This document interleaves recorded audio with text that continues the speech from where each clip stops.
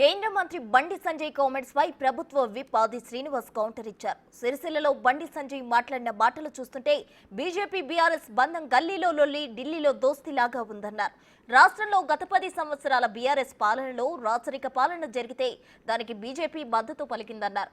ప్రజా ప్రభుత్వంలో CM Revanth Reddy Hyderabad brand image పెంచే ప్రయత్నం చేస్తున్నారని తెలిపారు. కేంద్రం రీజనల్ రింగ్ రోడ్డుకు, మెట్రోకు, మూసీ రివర్ ఫ్రంట్ కు అనుమతి ఇవ్వకుండా హైదరాబాద్ బ్రాండ్ ఇమేజ్ అడ్డుకునేలా చేస్తుందని ఆరోపించారు.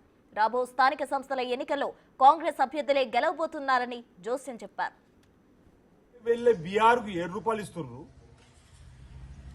అదే రూపాయి వెళ్తే ఉత్తరప్రదేశ్ 3 రూపాయలు ఇస్తున్నారు. అదే తెలంగాణ మీరు ఇచ్చే 42 పైసలు అని చెప్పని మేము అంటుంటే దానికి సూటిగా సమాధానం చెప్పలేక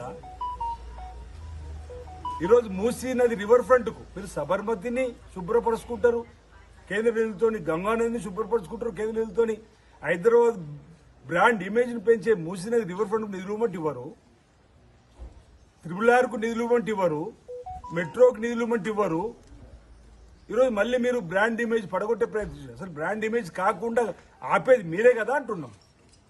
ఈరోజు మీరు మద్దతు ఇస్తే మా నాయకుడు నిన్ననే శాసనసభలో మాకు సహకారం ఇస్తే కేంద్ర ప్రభుత్వాన్ని కూడా మేము శుభాకాంక్షలు ధన్యవాదాలు చెప్పే ప్రయత్నం కూడా చేస్తామండి. మీరు అభివృద్ధిని ఆపే ప్రయత్నం చేస్తున్నప్పుడే మేము మిమ్మల్ని విమర్శించే సందర్భం తప్ప మరొకటి కాదు. మీరు సిరిసిల్లోకి వచ్చి మీరు ఏదైతే కామెంట్ చేస్తున్నారో, రాబో స్థానిక సంస్థల ఎన్నికల్లో కాంగ్రెస్ పార్టీ అభ్యర్థులు గెలవబోతున్నారు.